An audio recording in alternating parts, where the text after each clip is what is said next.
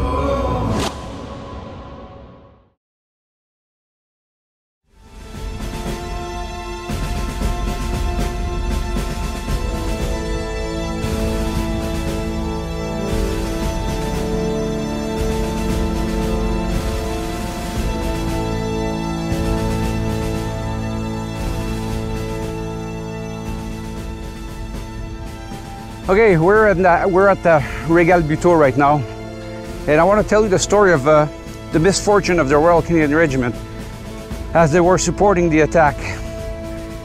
The 231st Brigade that was attached to 1st Canadian Infantry Division were advancing from the south, and they had the order to take the town itself, Regalbuto, which is like behind me on my right. And the Royal Canadian Regiment, in order to make sure that the Germans wouldn't have fired back on the town itself, were ordered to take the hill, Tower Hill, which sits on my left on the east of Regalbuto. So because it was so late the night when they received the orders, Pappy Powers, the commanding officer of the RCR, brought his company commanders forward to do his reconnaissance. But it was so dark that Strom Galloway says that a recce by a blind man should have been just as good. What they didn't see when they did the recce is that between Tower Hill and the Regalbuto itself, there was a deep gully, and that gully was perfectly covered by the Germans, who had machine gun positions, mortar. I mean, this gully was a kill zone, a death trap like you wouldn't believe. So the Royals came from the west, just a bit of south of the town, and as they were approaching Tower Hill, which is like behind me right now, they entered into this deep ravine, and you can see how steep this is. They were engaged right away by everything the Germans had: any tank, guns, armored, mortars, machine gun fire, and the Royals had to withdraw at the bottom of the gully, and it became a desperate situation. They were trapped at the bottom of the gully for over 14 hours. The sun came up, the temperature got blistering hot, and they were stuck there with no food, no water, waiting for a route or the light to go down so they could escape safely.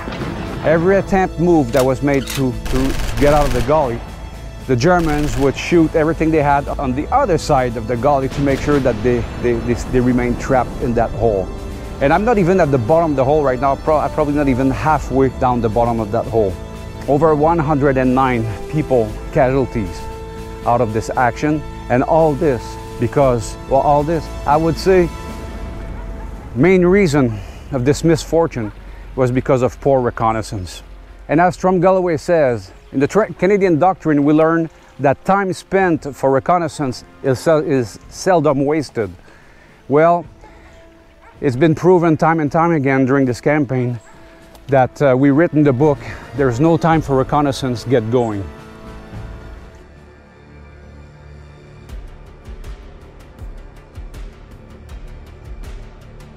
All right, at the moment I'm walking alongside, I'm on the north side slope of Mount Tiglio, and behind me on my right there's the Tower Hill and Regal Buteau, and I'm about to go in position so I can give you a good view of the area where we can tell you the story how the Hastings and Prince Edward Regiment, the following day when the RCRs were finally able to withdraw from their dangerous position down the gully, the plan that was made for them to finally capture and secure Regal Buteau and Tower Hill.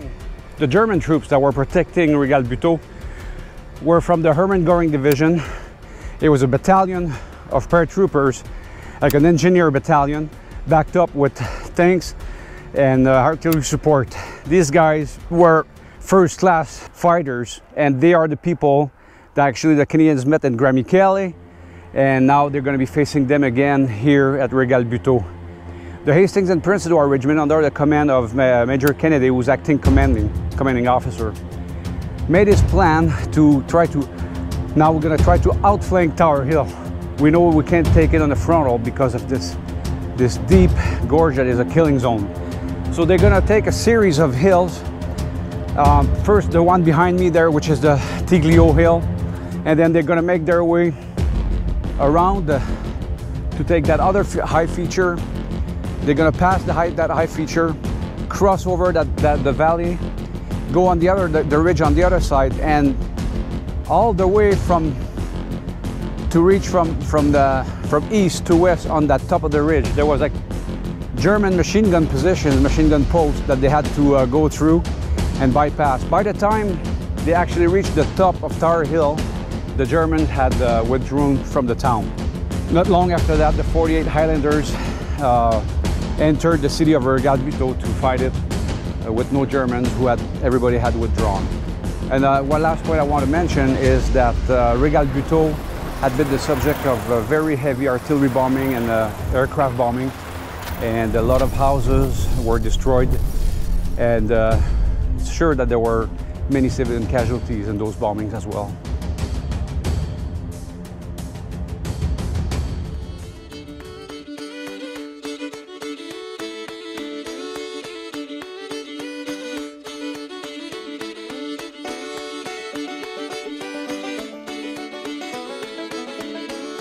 On est ici, on va utiliser les ânes, les mules, on va prendre une expérience comment que ça marchait. On s'est fait dire par Luciano à Venafro qu'on a le plus gros problème que les Canadiens avaient, c'est que les ânes, ils parlent italien. So anyway, so we're gonna try and see if it works in English, and then if we have to switch in Italian. What do you think, buddy? Okay. Come on. Come on, girl. Come on, girl. Come on.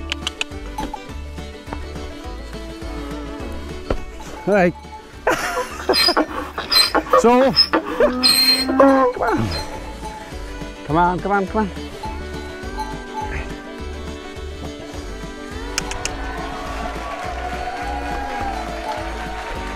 All right, so basically after Regal Buteau was taken and 2 Brigade was tasked to take the 3 mountain tops that were away from any routes, all the equipment, water, mortars, mortar bombs, rations, everything that the light infantry, the supplies that the light infantry needs had to be transported by mules or donkeys on those mule trails all the way across the mountains. Actually, the departure of 2 Brigade had to be postponed 24 hours because the drivers had to get acquainted to their animals before, and it took them a while to get used to them before they could start moving, at the annoyance of the brigade commander.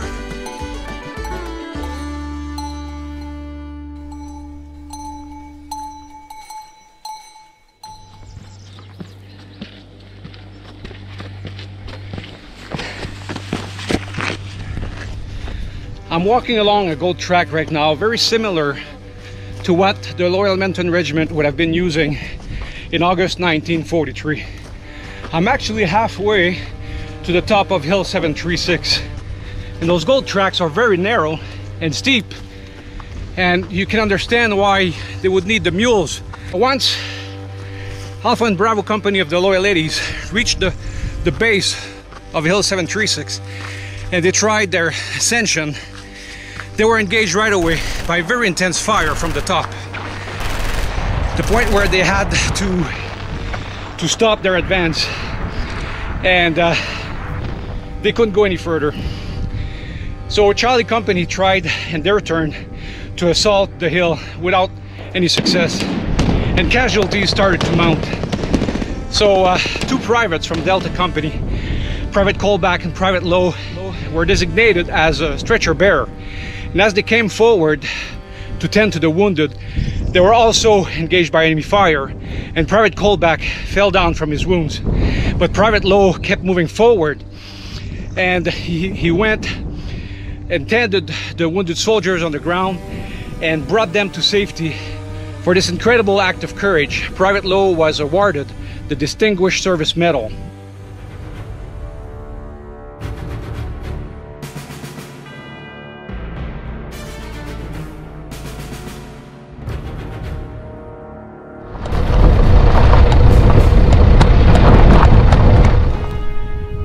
Right now we are standing on the top of Hill 736. This is where the Germans were, their positions were to defend the hill. And they have a commanding view to Regal Buteau. It's amazing, the view they have. It's crazy. Like they could see the Canadians coming from beyond, almost from Ajira, from here, and enter the valley below. And they waited for the Canadians to be at the bottom of the hill before they engaged them, so they basically had nowhere to hide.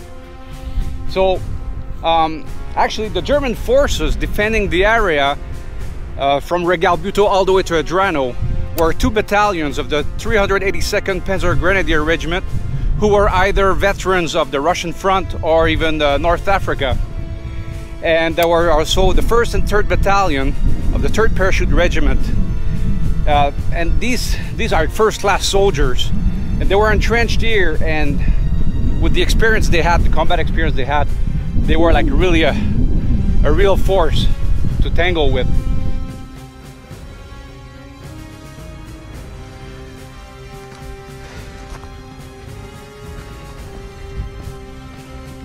About 1,000 meters from where I'm standing, between me and the Salso River, there's a little knoll. It's called 40. In certain books they call it 0.344. In other books they call it 0.404. It's closer to 400 meters than it is to 300 meters. Commanding officer of Charlie Company, Loyal Mountain Regiment, took his company on the 3rd of August, went around to 0.404 and came up from one high feature to another. And basically what they did, they came from the higher grounds, they controlled the higher features, and then they came down on this position to take on the Germans. So once General Simmons was confident that the Loyal Ladies had the situation under control, he devised another plan, because you know there's always going to be concurrent activities, and we're gonna go back down more east from here, closer to Adrano actually, and I'm going to tell you the story of the BoForce once we get there.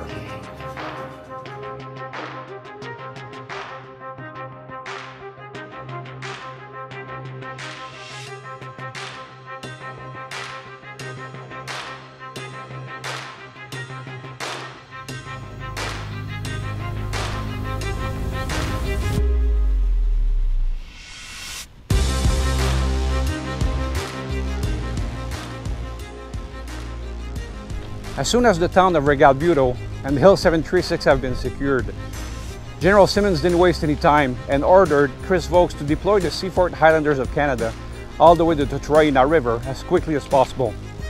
At the same time, what he did is appoint Lieutenant Colonel Booth as the commander, as a rapid column that would be called the BoForce, And this column comprised of tanks of the Three Rivers Regiment, an infantry battalion, the Seaforth, a reconnaissance unit from the Princess Louise Dragoons Guard, some self-propelled gun and anti-tank guns.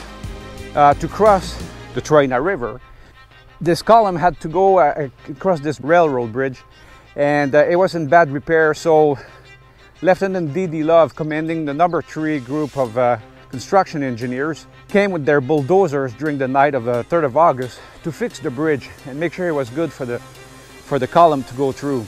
At the same time as well, they in the dry bottom of the river, they built another crossing by moving boulders and rocks. All the night of the 3rd of August, they did that under mortar and machine gun fire from the enemy. But what scared them the most was when moving rocks at the bottom of the river, they uncovered a nest of big snakes. So anyway, the work was completed on time, and on the night of 4th of August, the column made its way up here, and in black light, they had to negotiate this very narrow bridge that is curved as well, and cross over to this the valley. And the valley ahead of us is the best tank country that the Canadians have encountered since they arrived in Sicily. On the morning of the 5th of August, at 1000 hours or 10 o'clock, the BoForce made its way toward the Simito River. And on its way there, Lieutenant Colonel Hofmeister noticed that on the high rise on the left was a very good place for an ambush, and he was right. So he quickly dismounted these infantry from the tanks before they reached that area. And then, to the surprise of the German paratroopers, there was no infantry on the tanks, but they still opened fire. So the Shermans were very quick to identify their targets and destroy them with deadly accuracy. At the same time, the Seaforth Highlanders swept the area of every enemy positions that were left. It was a very skillfully coordinated work between infantry and tanks.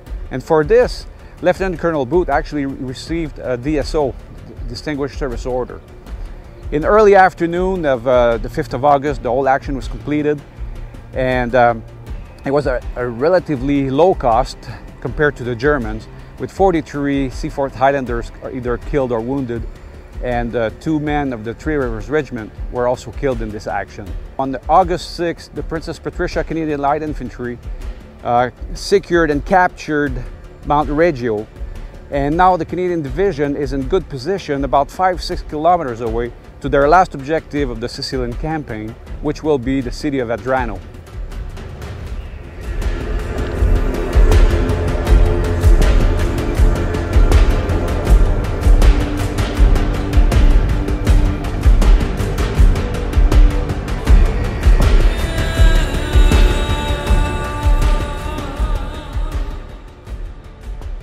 The fighting for the Salso Valley had cost 2 infantry brigade over 150 casualties, and the majority of them came from the Loyal Edmonton Regiment.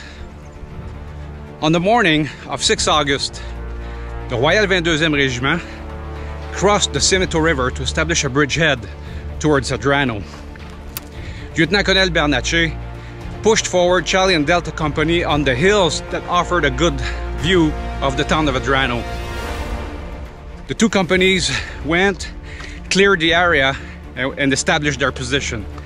Once it was done, Lieutenant Colonel Bernatchez ordered them to push some fighting patrols into the city itself. What happened in the meantime that they didn't know is that this objective, the town of Adrano, became the 78th British Division objective, because there were 2 squeezed on the battlefields and there was no room for the Canadians anymore. But Bernatchez didn't know that yet. So Charlie Company, Lieutenant Dubé was platoon commander, and him and his platoon entered Adrano, collected 3 lost prisoners, and entered the town. They discovered the city completely destroyed, and the artillery, the Royal Canadian Artillery, was still pounding the town. There was no enemy in sight. Everything was quiet. The streets were shattered.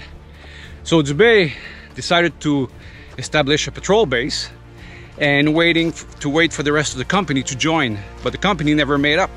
What happened is that Dubé had lost communications with the rest of the battalion, and Bernatchez was ordered to pull his patrols back, but Dubé never got the message. So in the morning of 7 August, realizing that no one were coming to join them, Dubé pulled out of the town and reported right away that the town had been abandoned and the enemy had withdrawn. At 11 o'clock that day, Lieutenant Colonel Bernatchez received a message from Penhel stating that himself and General Simmons were very pleased at the fact that the 22s were the first one to enter the town, because this was 78th Division objective, and now the Canadians were up one on their friends on the right flank. And this ended the last fighting operation of the Canadians in Sicily without firing a shot. Now the Canadians from now on will be put in reserve because there is no room for the Canadian Division to fight anymore in the battle space, and they will be taking a good rest, well deserved, and getting ready for the invasion of the mainland, in which they will be the leaders.